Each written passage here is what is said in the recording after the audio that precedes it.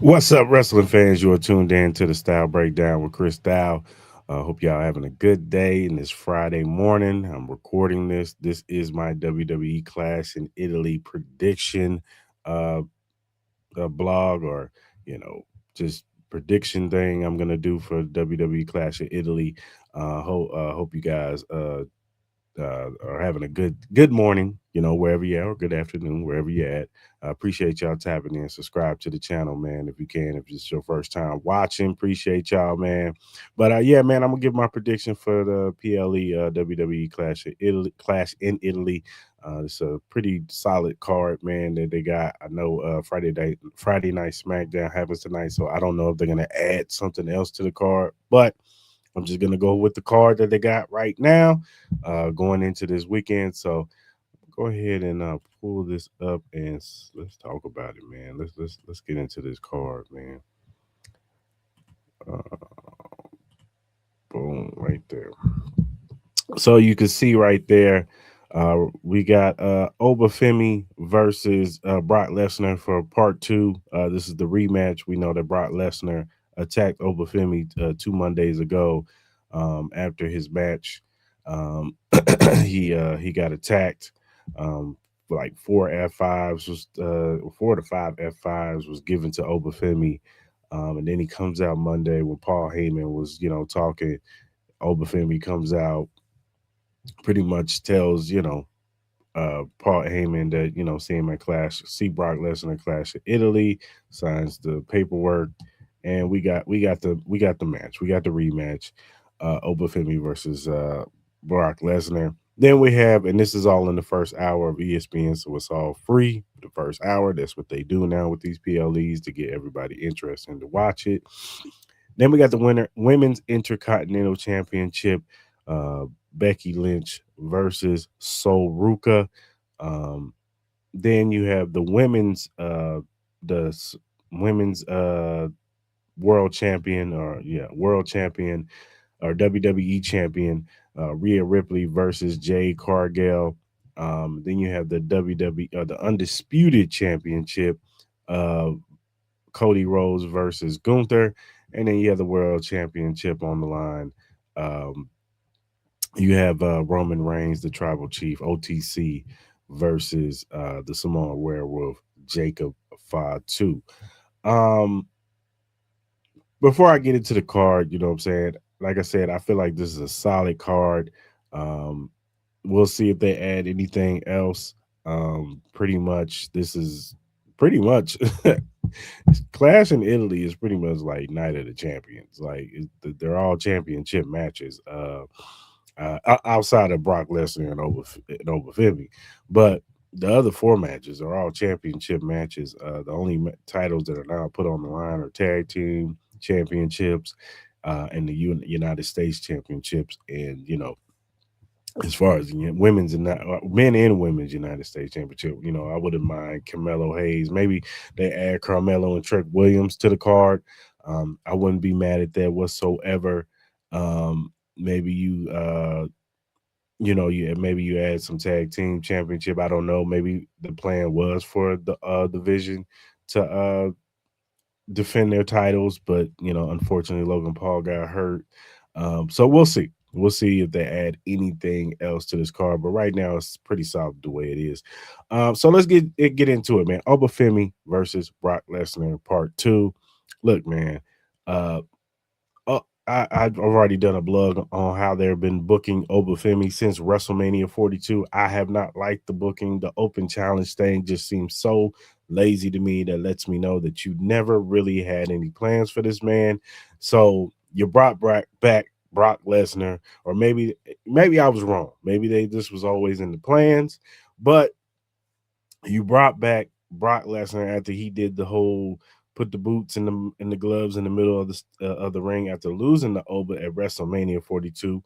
Um, you do all this and then bring him back to attack Obafemi, give him the F5s, and now we have part two. This all smells like Brock is gonna get the win. He's gonna get the win, and we're gonna do a rubber match, and we're gonna, end all this at SummerSlam. That's what it looks like. I feel like Brock Lesnar is going to win this match. I don't think it's going to be a squash match because if you squash Obafemi, then that does him no good. It does this match no good. It has to be a solid match. Maybe even some foul play. Maybe some shenanigans happen. But I think that Obafemi will lose this match. And I think Brock Lesnar will get the dub here, and it'll be 1-1 going into SummerSlam. And then that's when I think Brock will officially retire, and that's where Femi will get the W and possibly go ahead to go into some championship aspirations, maybe world title aspirations against, Roman Reigns or whoever's the champion. Maybe it's Jacob. I don't know. Then the next match, you got Becky Lynch versus Sol Ruka for the women's IC championship. I have a hard time seeing Sol Ruka win this belt because she just got there, and her first few official matches she's lost. She lost to Liv Morgan, and she lost to Io Scott. So I don't see how you can just put the women's belt on Soruka. Yes, I get it. She's over, but I don't think it's time. Maybe you drag this feud out to SummerSlam and you give her the belt then, but she's going to have to stack up a few more wins for me to be okay for her to win the women's belt. I think there's going to be some type of foul play. I wouldn't be surprised if Jessica Carr gets involved in this some way, somehow, because they're tying in some type of storyline with Jessica Carr and Becky Lynch. So I'm pretty for sure Jessica Carr will be the referee in this match. Something's gonna happen. Becky Lynch maybe cheats or something like that. She gets the W, or maybe it's a disqualification and Sol Rico gets the dub, but Becky Lynch keeps her belt, and we drag this out up to SummerSlam, and maybe Sol Rico wins the belt then. So we'll see. But I got Becky Lynch ultimately, regardless if she wins or with foul play or loses via DQ, she still is going to leave with that IC belt wrapped around her waist.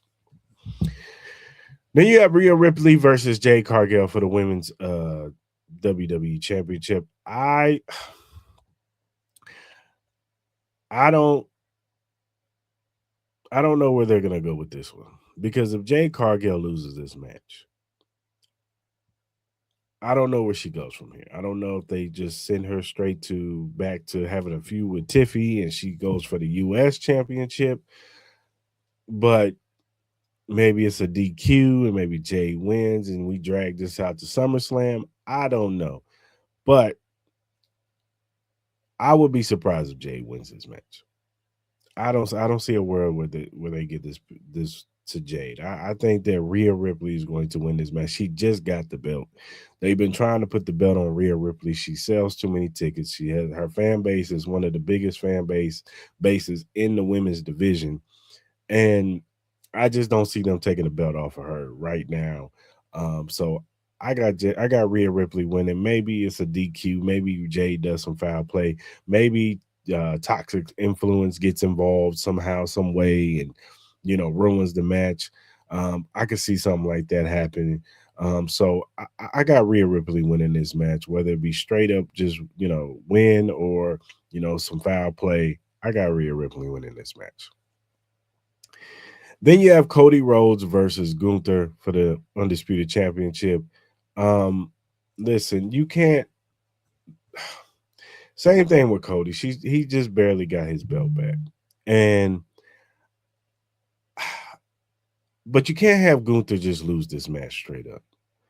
I think it's gonna be some foul play. I could see Sami Zayn getting involved in this match somehow, some way.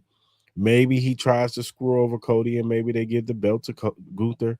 Or maybe, Sammy does something and we get a DQ. I know I'm seeing a lot of DQs, but I can see some foul play happening to where, you know, somehow Sami Zayn gets involved. And Cody may keep the belt, but um maybe we go into SummerSlam with a Gunther, Sami Zayn versus Cody Rhodes type deal, and we have a three-way match um at SummerSlam. So I could see something like that happening. We'll see, but I could see somehow, some way, Sami Zayn getting involved and interrupting this match. Maybe he does it and costs Cody the match. You know what I'm saying? And Gunther wins the belt. I don't know, but I could see somehow, some way, Sami Zayn getting involved.